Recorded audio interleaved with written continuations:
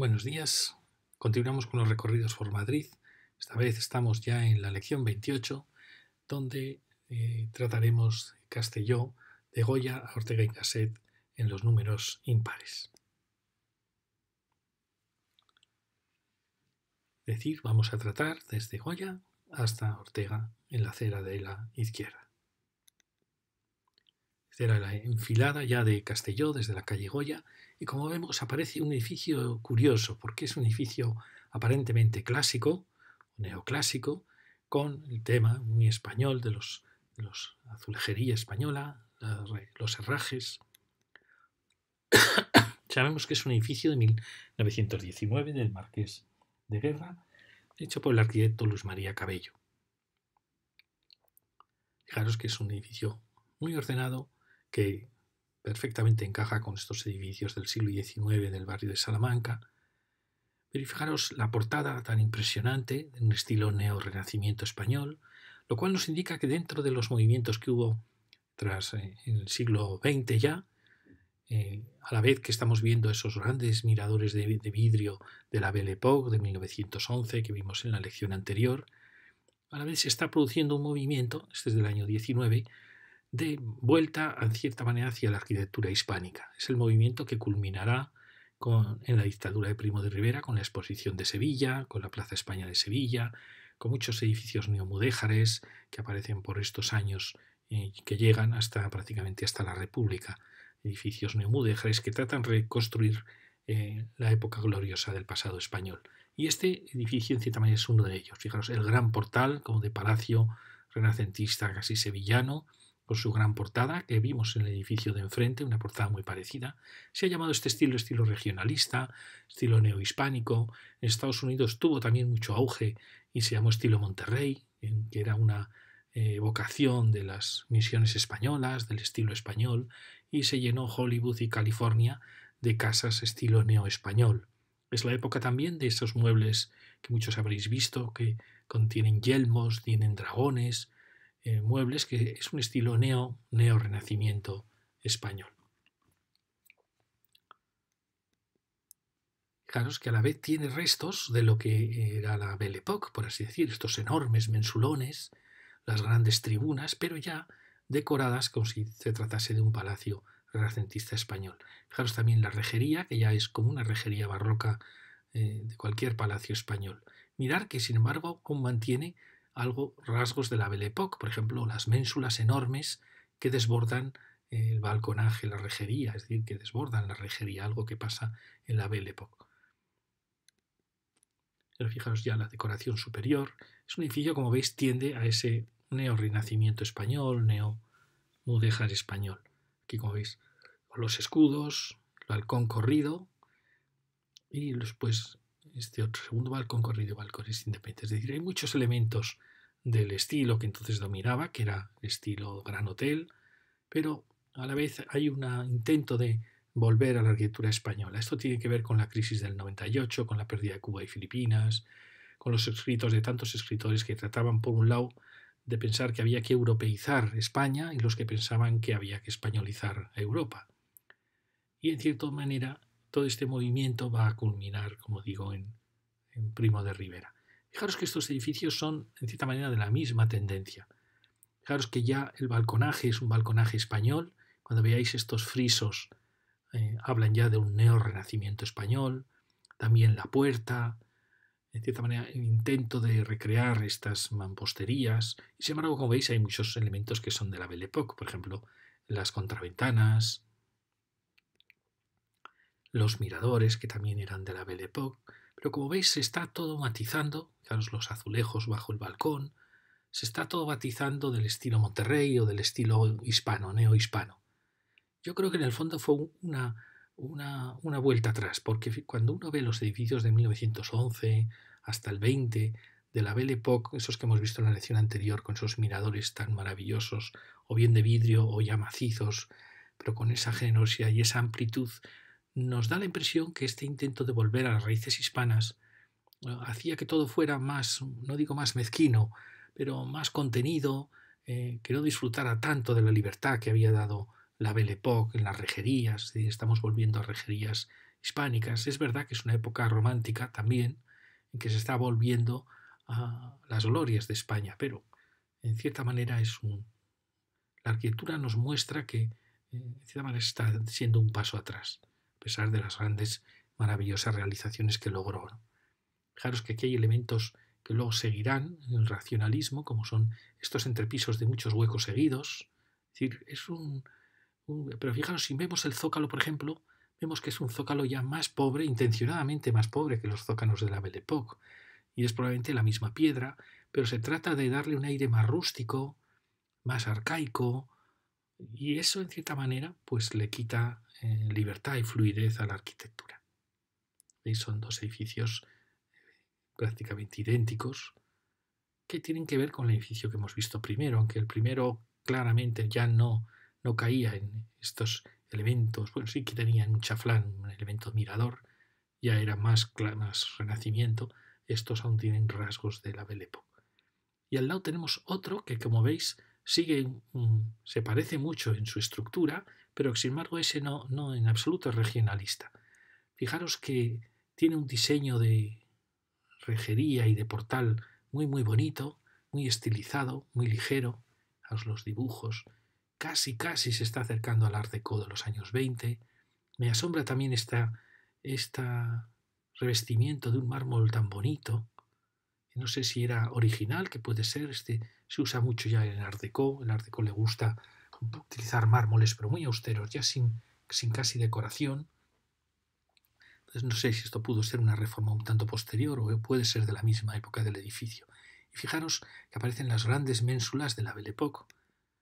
Pero y mirar ya el mirador como es ya muy austero, muy casi ya racionalista casi.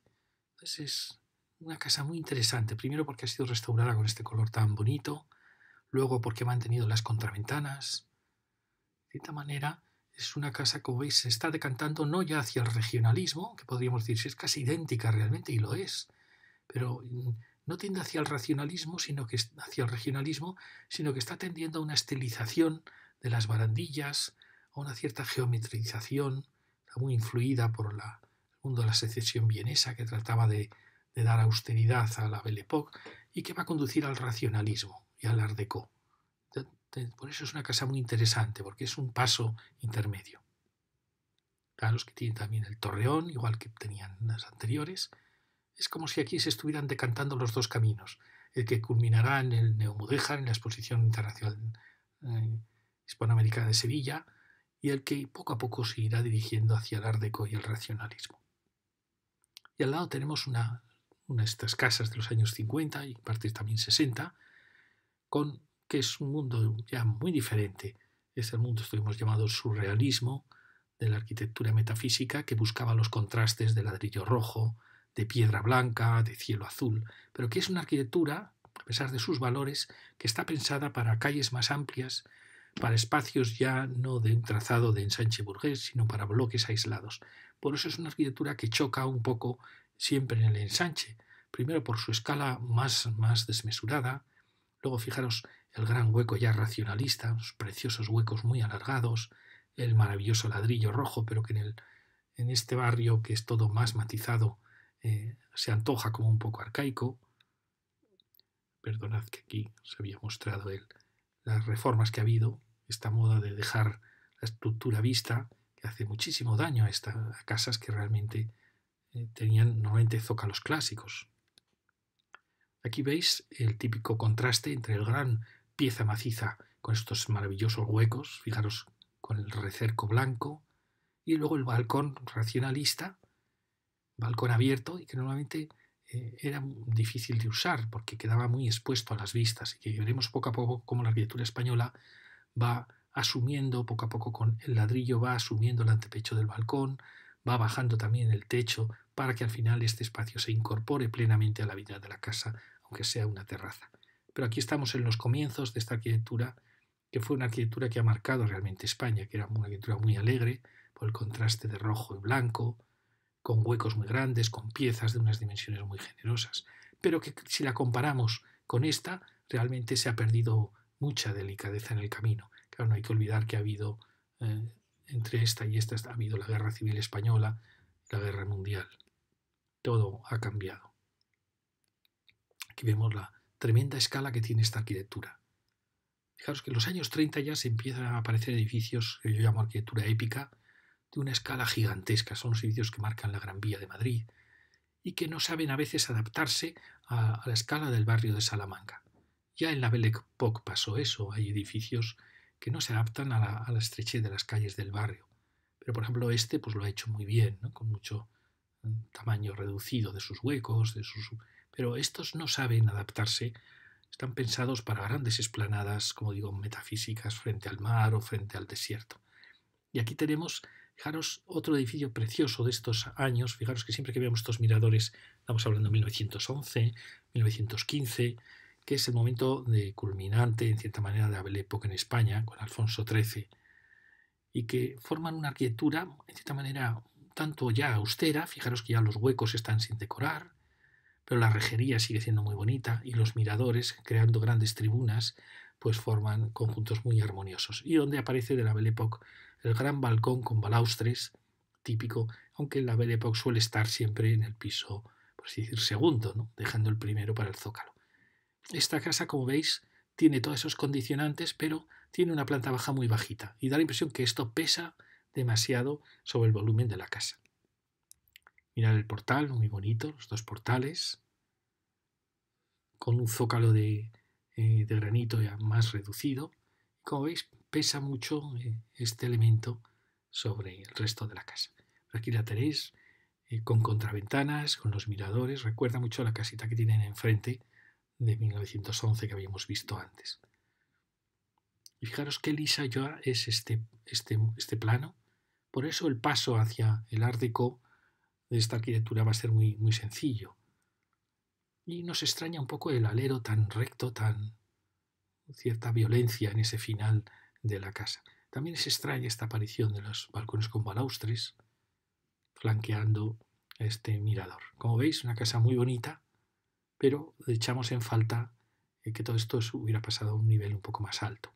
Tener una planta baja o entrepiso de más categoría, porque podría haber dado mucha más prestancia a la casa. Aquí tenéis la curiosa tribuna de miradores. Fijaros que al final este conjunto va unido también a ese otro, es decir, se forma un conjunto de casas de este estilo en este chaflán y es un tema muy bonito. Y aquí tenemos las que hemos visto. ¿Veis? La casa de los 60, la casa que decíamos Art Déco y la casa de la esquina. Fijaros que la casa Art Déco tan ligera, sin embargo, ha producido una gran penetración en el patio de la Manzana, y luego la de los años 60, por supuesto, le ha seguido, los años 50 le ha seguido, ¿no? Mientras que estas, bueno, quizá provocadas por el avance de estas casas, se habían quedado en una línea más lógica. Y aquí pasamos a la siguiente manzana, donde recordáis que aquí encontramos ya un maravilloso edificio de estos años, y enfrente tenemos también otro edificio fantástico. Fijaros que se logra teniendo un poco más de altura en planta baja. Pues simplemente la casa respira mejor, el volumen flota mejor que aquí, que ha quedado un poco baja. Como veis, es una casa también de la Belle Époque. Aquí ya el mirador empieza a hacerse más macizo, algo que va a pasar y que culminará en los años 20 con miradores más macizos. Y aparece el balcón corrido final y los torreones que culminan en la Belle Époque, las tribunas de miradores. Fijaros qué bonito el zócalo, qué rico es, y también la rejería tan bonita, con estos elementos que vemos que quedan flotando sin llegar a tocar. Eso fue un paso de la rejería de la Belle Époque. Recordáis que la rejería de Alfonso XII, de María Cristina, siempre tocaba, iba de arriba a abajo, mientras que la Belle Époque empieza a flotar, y mucho más ya luego en el modernismo, empieza a flotar y aparecen los barrotes en que no tocan la parte inferior. Empieza a ser como un tapiz de hierro. Bueno, fijaros que es una casa, es una pena que da la impresión que se ha modificado un poco la carpintería del mirador, pero bueno, mantiene un poco la esencia. Fijaros qué bonito, esto no nos fijamos la otra vez cuando recorrimos esta calle, que y aparecían esas cúpulas rematando los miradores. Como veis, se forma aquí un conjunto muy, muy bonito de casas que parece que dialogan entre ellas con los miradores. Fijaros el portal, precioso, las molduras del zócalo, fijaros qué hueco tan bonito. Mirad que ya esta moldura tiene ya elementos más casi, podríamos decir, modernistas, ¿no? Pero bueno, es que la Belle Époque realmente no es ya un eclecticismo. Algunos le incorporan al eclecticismo, pero es un estilo propio que se ha liberado de las formas clásicas. No veréis aquí ya formas clásicas, no veréis capiteles corintios, sino que ya son formas totalmente inventadas. Y bueno, fijaros que aquí aparece un despiece de la sillería que vimos que aparece hacia 1900 en Madrid, en muchas casas del barrio Salamanca. Esto indica ya el paso del siglo. Y esto ya, por supuesto, ya es el siglo XX. El último, el balcón corrido y los miradores. Es curioso cómo el mirador en la Belle Époque se va poco a poco cerrando, es decir, va dominando poco a poco la masa sobre la ligereza de los viejos balcones. ¿Qué está produciendo? Está produciendo que al final se está fundiendo el mirador, que en las otras casas contrastaba con la pared, poco a poco se está fundiendo con la pared. Y el mundo de la Belle Époque, que es un mundo muy de estucos, de enfoscados, de masas, va a acabar absorbiendo el mirador, convirtiéndolo en una gigantesca tribuna torreón. Bueno, como veis, los colores han sido muy bien elegidos en la restauración, entonces da una sensación de una gran limpieza esta casa, muy bonita. Al lado tenemos un palacete que es de 1910, como veis, con un precioso portal. Mirar siempre los números, como expresan muy bien una época, los zócalos, bueno, los huecos con sus contraventanas y su rejería. Los palacetes siempre, ¿verdad?, está apeteciendo subirles 3-4 alturas y completarlos, por así decir, porque se quedan pobres ya agobiados de volúmenes tan altos. Y es un tema muy bonito completar edificios de esta categoría. Fijaros qué bonita la carpintería y las contraventanas de chapa que aparecen en Madrid hacia 1900. La traen en parte los grandes hoteles y es muy típico también de la Belle Époque. Y ahora fijaros, aparece un edificio racionalista de una gran violencia, de una gran austeridad. Fijaros que el racionalismo mantiene esta idea, en muchos casos, de la baja y entrepiso como gran zócalo del edificio.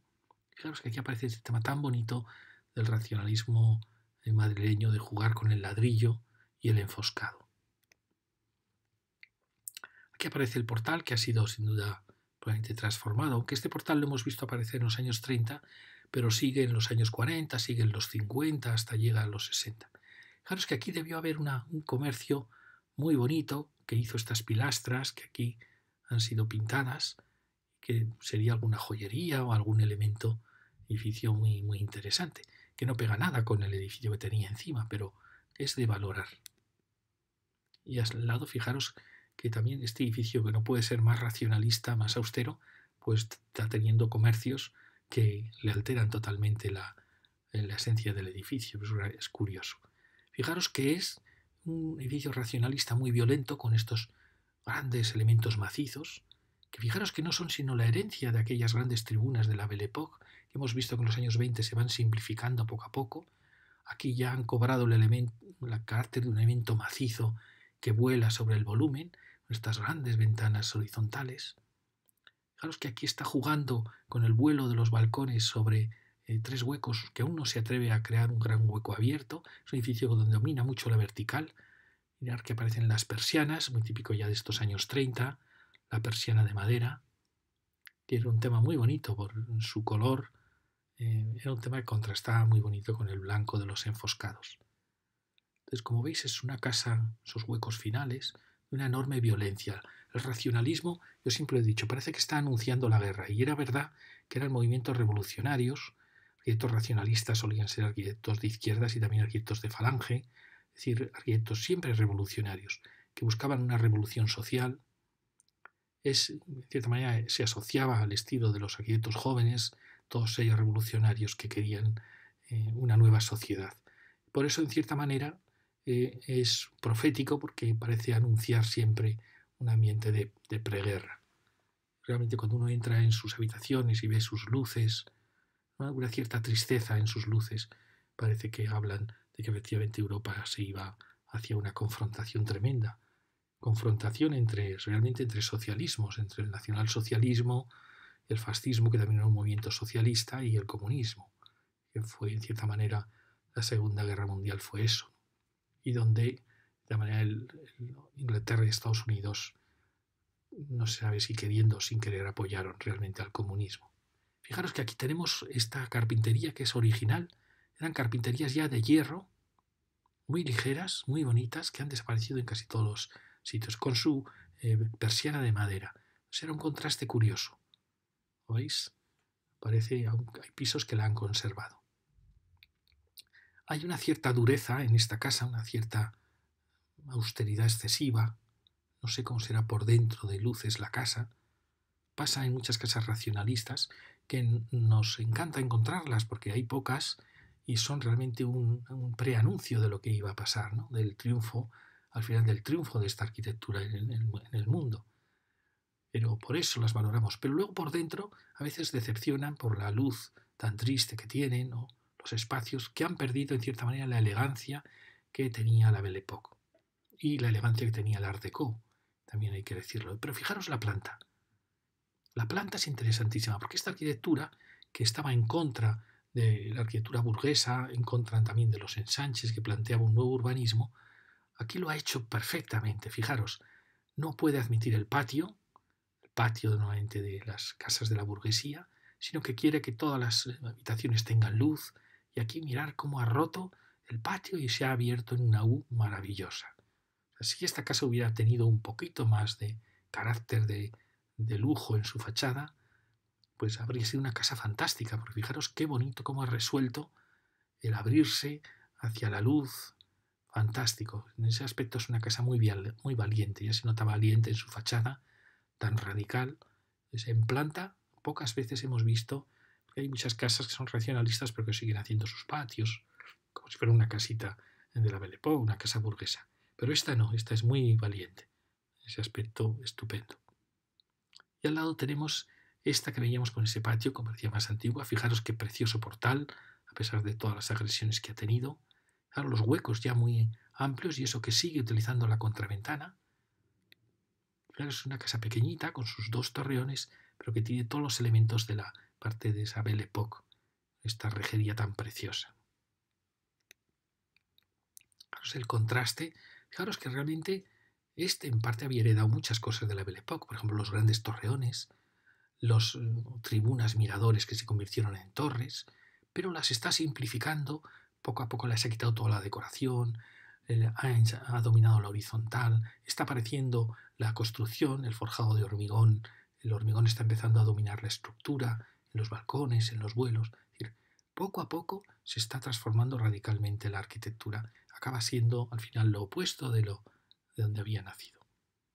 Y aquí tenemos otra casita que, fijaros, tiene muchos elementos de esta arquitectura de los años 20, pero ya esta se está decantando hacia el estilo regional español, el estilo Monterrey, el estilo neohispano. Fijaros ya la puerta de cuarterones, la rejería que está imitando la rejería barroca española, los escudos, los balaustres. Recordáis que en la calle Serrano vimos un gran edificio del año 22 que tenía este tema de los balaustres en la entrada. Es una arquitectura muy interesante porque os sorprenderá, pero tiene mucho que ver con el surrealismo. Es una arquitectura que está intencionadamente volviendo a una época anterior, alejándose de su tiempo, huyendo de la modernidad. Y eso lo liga al mundo onírico, al mundo de los sueños. Fijaros qué curiosa esta fachada, como si fuera un templo que está incorporada en una fachada de vivienda. Y luego estos huecos que parecen pintados por Dalí, estas conchas, que hay mucho del surrealismo aquí, que luego el Art Déco en parte lo retomó, creando una arquitectura misteriosa. Por eso a veces estas arquitecturas neorregionales enlazan muy fácilmente con el Art Déco, los estilos neovascos, los estilos neocántabros, y tienen muchos elementos de estos años 20, casi ya 30, fascinantes. Y ahora encontramos otra casa que Respecto al anterior, es también una casa racionalista, pero este es un hombre que se está decantando hacia el Art Déco y tiene mucha más sutileza. Fijaros por de pronto las pilastras, estos pequeños matices del juego del ladrillo que entra dentro de este torreón pero que está rehundido. Fijaros aquí estos pequeños escalonamientos que marcan la tribuna y que marcan la puerta. Mirad también la silueta, los huecos todos seguidos que forman el entrepiso, algo muy típico de esta, que en la otra casa también pasaba. Fijaros, veis, también aparece el torreón sobre la gran tribuna. Esta es una casa racionalista, Art Déco, está en entremezcla de las dos, y estos pequeños matices que el racionalismo luego suprimirá, era lo que hacía estas casas tan elegantes. Estos pequeños escalones era lo que hacía que estas casas fueran verdaderos palacios. Lo mismo pasaba en el juego, ese pequeño filete que tiene el ladrillo, ese pequeño matiz. Esta es una casa fascinante. Fijaros qué portal, qué juego de cornisas, de entrantes, de salientes. Es un tesoro este portal, con estos huecos, fascinante. Este es un arquitecto fascinante. Y mirar, yo pensaba que esto era un portal de los años 50, pero veo que su origen hay que llevarlo más atrás, a los años 30. También es verdad que hay proyectos de los años 30 que se hicieron ya después de la guerra y que parece arquitectura racionalista de preguerra y está hecha después de la guerra, pero por la situación, ¿no?, en que se paralizaron las obras. Aquí, bueno, ha tenido la suerte de que tener unos locales que han sido respetuosos en cierta manera, en tonos y en colores, sobre todo estos, con la casa. Y mirar qué preciosa tribuna. Y aquí asombraros. Por fin encontramos ventanas de guillotina, que es la ventana de estos años 30, años 40, en que aparece esta ventana, porque ya eran huecos muy horizontales y su vocación es, junto con la persiana, un movimiento de planos horizontal, no vertical, como se tenía que hacer porque no se hacían normalmente ventanas de guillotina. Pero aquí la encontramos y es una maravilla porque expresa mucho mejor el espíritu de esta época y este espacio que será un espacio fascinante. Algo que nos faltaba en la otra casa, que era más radical, pero en ese sentido esta es más radical, más avanzada. Y bueno, aquí tenéis lo que os he dicho, este precioso juego, que es un pequeño matiz, ¿no?, pero que al final es lo que produce la vibración en la fachada. Y es curiosa la barandilla tan valiente, tan atrevida. Por eso alguien diría, esta es una barandilla de los años 50. Sin embargo, la casa parece una casa de los años 30. Yo creo que es así. Mirar también la persiana de madera, cuando en origen estaba aún limpia, es un tema muy bonito de color. Bueno, y aquí el ladrillo pasando por encima, una casa fascinante. Esto es algo que el racionalismo perdió. El racionalismo, renunciando a todos estos pequeños matices, pues hizo una arquitectura que se empobreció. Y aquí tenemos otra casa, también que ya veis, con estas barandillas que no tocan ya, no van de arriba abajo, sino que quedan flotando, habla siempre de 1900, y aquí tenemos los grandes aleros, grandes ménsulas de la Belle Époque, en este punto simplificadas. Y aquí hay uno de los temas que más me parece enigmático. ¿Por qué esta arquitectura de la Belle Époque, tan exagerada en todo, fijaros en los vuelos respecto a las ménsulas, por qué va simplificando poco a poco las fachadas y por qué inicia estos miradores tan austeros que son como una premonición del racionalismo? Para mí es un enigma. Hay como una flagrante contradicción entre esta exageración y estos miradores. A veces he pensado que eran reformas posteriores, pero no, luego uno descubre planos y efectivamente hay esta contradicción entre un mundo muy barroco y este mundo que, en parte quizá influida por la secesión vienesa, es decir, ya había muchos movimientos que ya antes de la Guerra Mundial, de la Primera, anunciaban la vuelta a una arquitectura más austera, suprimir la decoración que no era necesaria, y eso poco a poco va produciendo una arquitectura, en los años 20 ya, más austera, pero que en cierta manera también se empobrece respecto a los grandes miradores de la Belle Époque, y siempre con huecos pequeñitos en los miradores. Es lo que nos extraña de esta arquitectura. Y como veis, deja de ser muy interesante, fijaros este portal tan bonito. Y bueno, y aquí veis creo que es contraventana de chapa, típico de estos años, de 1900-1910. Y aquí tenemos lo que hemos visto desde esta casa también que era de la Belle Époque, el palacete, la casa racionalista, una casita de los dos torreones. Y esta es la casa que nos ha encantado tanto, racionalista Art Déco, y la casita esta donde ya aparecen esos torreoncitos que darán mucho juego al racionalismo. Y aquí otra casa fascinante. Estamos enfrente al Colegio del Pilar, detrás. Fijaros esta casa. Esta casa es un asombro de lo que fue la arquitectura española, en que retomó todo lo que quiso de todos los estilos y logró un estilo propio con una personalidad tremenda. Fijaros, uno ve esta casa, se da cuenta, alguien diría, bueno, esto es una casa que ha pasado del Art Déco, que lo muestra este zócalo, al regionalismo español, como lo demuestra esta rejería, que los miradores tremendos de la Belle Époque han sido transformados aquí en miradores ya un tanto violentos, racionalistas, como se detecta también en estas ventanas maravillosas racionalistas de los años 30, pero que de repente vuelven con una cornisa típica española de los años 40, donde aparece aquí una rotonda absolutamente racionalista del expresionismo de los años 20 y 30, flanqueado de nuevo por un mundo de ladrillo donde vuelve a aparecer la cornisa. Es decir, es un purpurri de arquitecturas en una mezcla maravillosa y una síntesis maravillosa. Fijaros, este zócalo, que alguien podría decir es un zócalo del modernismo de 1910, con unos grandes arcos, alguien diría ya son más del regionalismo español, junto con estos barrotes, es decir, ya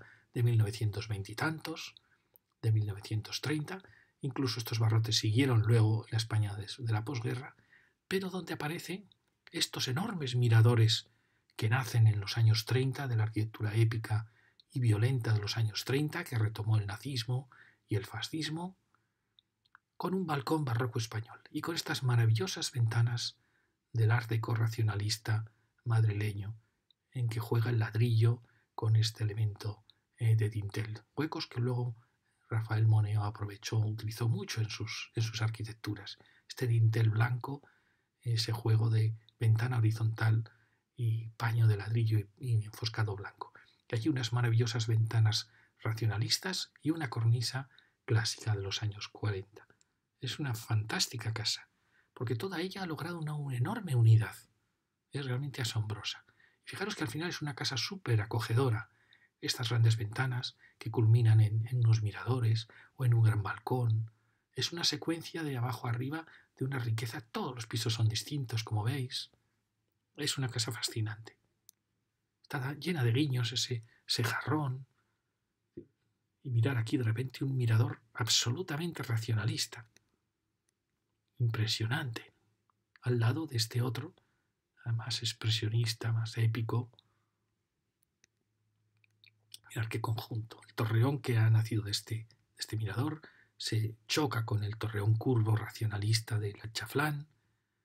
Y aquí además sigue la historia, porque sigue, fijaros, qué bonita la secuencia, cómo se va escalonando hacia arriba, y como aquí de repente el ladrillo aparece en unos miradores de esquina asombrosos que dejan paso a esto que no sabemos si fueron unas terrazas o si fueron unas galerías abiertas, y que flanquean el portal.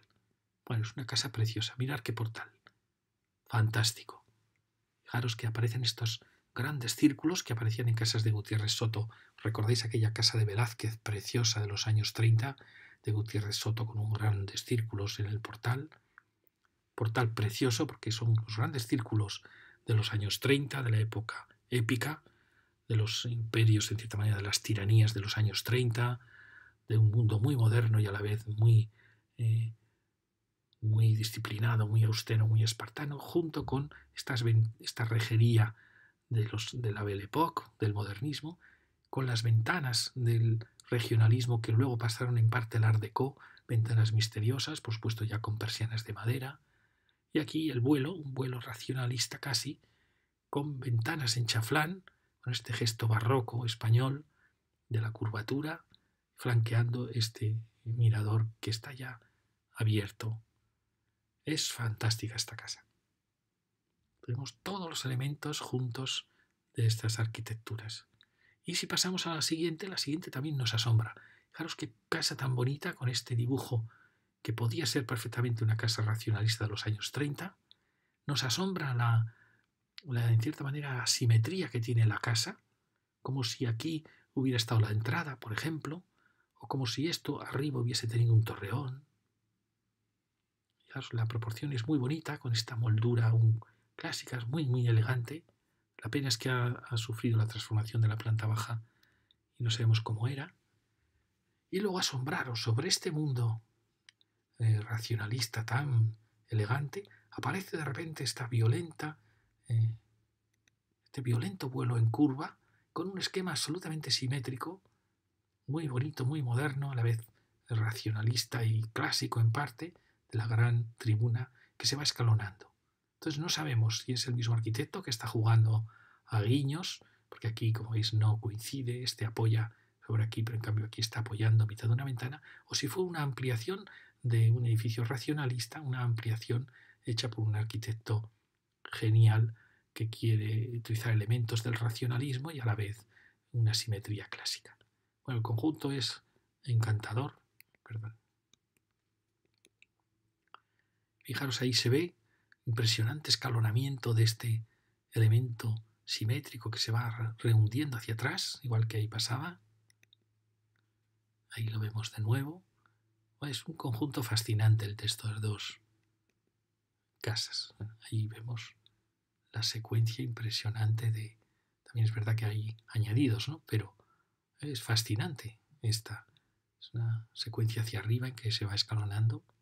Y al lado tenemos un conjunto muy monumental de estas casas de los años 50, llegar hasta los 60, que es una secuencia de varios bloques, todos con estas grandes terrazas, con estas plantas bajas, que no sabemos si en origen, creo que sí, en origen estaban forradas de este piedro granito, con estos portales muy muy serios, que por fortuna se parece que se han en parte conservado, como veis, oro y latón al fondo, y que eran casas que en principio, fijaros que están empezando ya a proteger un poco las terrazas, ¿veis? Ya está utilizando un vidrio oscuro, dejando los barrotes protegidos por esta jardinera, es decir, ya la terraza se está queriendo matizar, porque se dan cuenta que no es una terraza que pueda estar abierta totalmente a las vistas en estas calles que son más estrechas, y eso que aquí teníamos el Colegio del Pilar enfrente. Como veis, son casas todas de terraza que han sido poco a poco cerradas, pero no por eso pierden la fuerza que tenía esta arquitectura, que como vemos a lo largo de los años se irá matizando mucho, se irá bajando esta cota, se irá haciendo el antepecho más acogedor, la terraza se irá haciendo más pequeña y más incorporada a lo que es la casa. Es decir, finales de los 60 es cuando se logran las verdaderas buenas terrazas vivideras. Ahora, como eran terrazas que no se usaban porque son muy largas, porque son estrechas, porque están a la vista de todo el mundo, porque no son acogedoras, porque el techo está muy alto, claro, es natural que al final se transformen en miradores.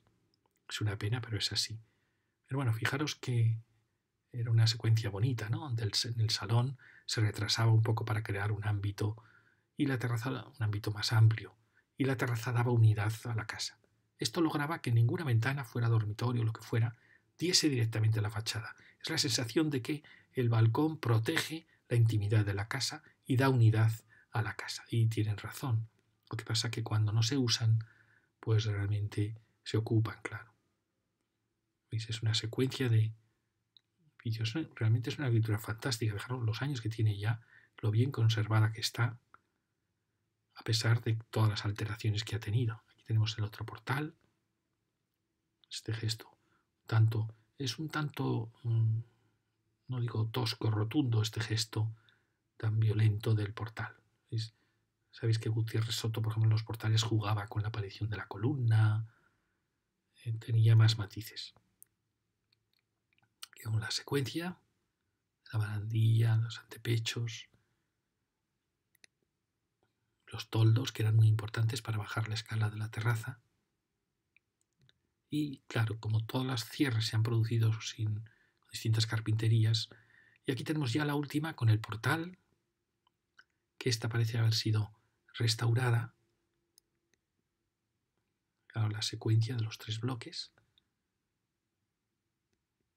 y esta parecía haber sido limpiada. Fijaros, queda como nueva realmente, qué bonita.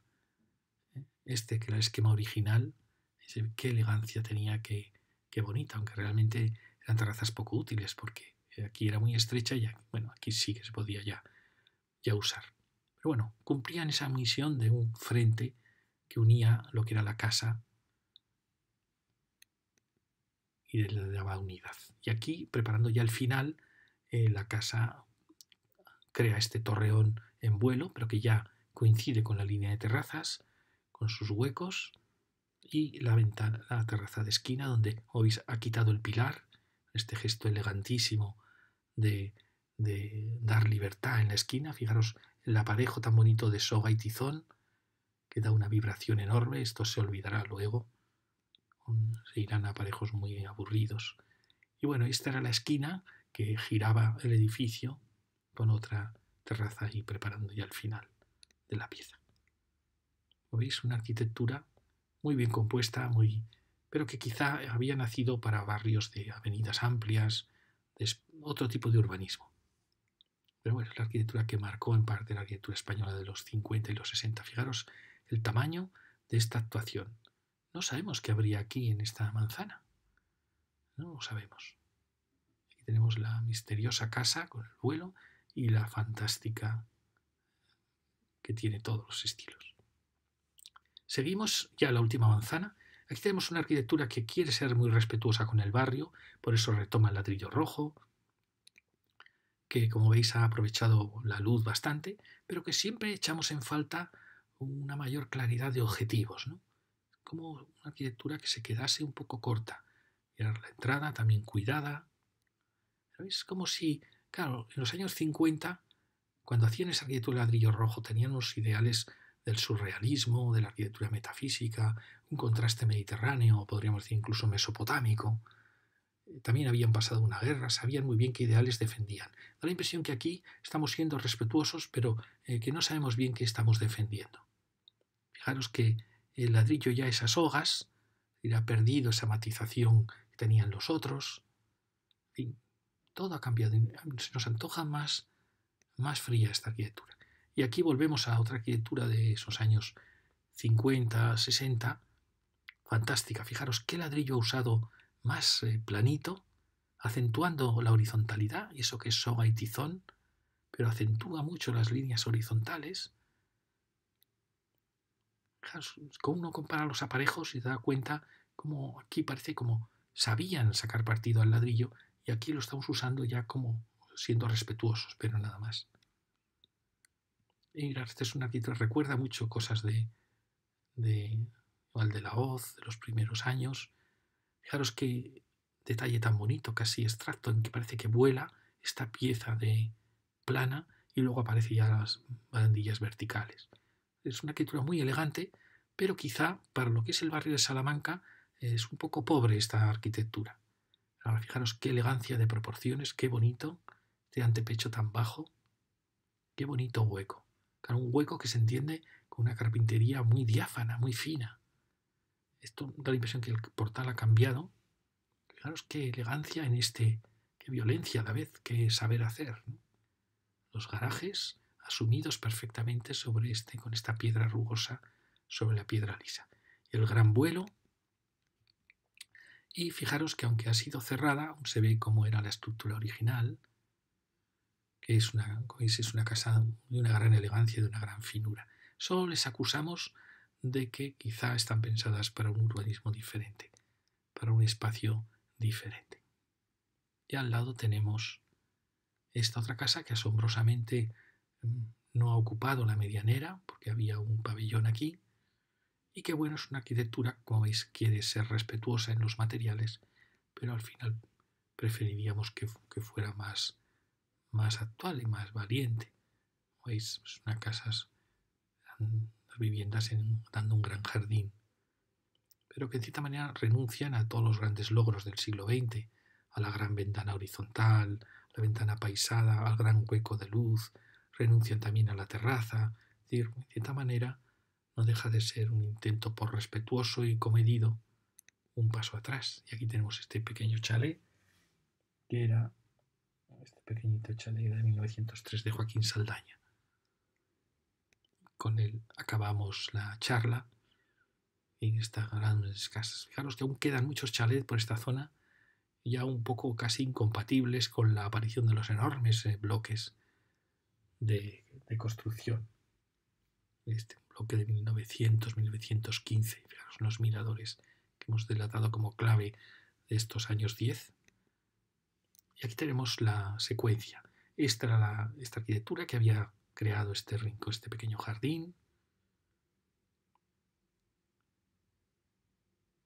Y la arquitectura que hemos visto de ladrillo. Fijaros qué planta tan curiosa. Y luego la nueva torre que bordea el jardín. Fijaros que aquí también hemos encontrado en la otra calle un ambiente de jardines, de nuevas actuaciones en torno un poco lo que ha pasado aquí, está pasando en esta manzana. Es un poco el adaptarse a los viejos palacetes. Aquí se había recrecido un palacete, se ha mantenido el jardín. Es una transición entre la manzana cerrada y los palacetes. Y aquí tenemos el final de nuestra calle, la calle Ortega y Gasset hacia abajo, con aquellos gigantes de ladrillo, impresionante arquitectura del finales de los 60, y aquí la que vimos en la edición anterior, de los 60 también, de Gutiérrez Soto, hacia la plaza del Marqués de Salamanca, que fue el que fundó este barrio. Muchas gracias.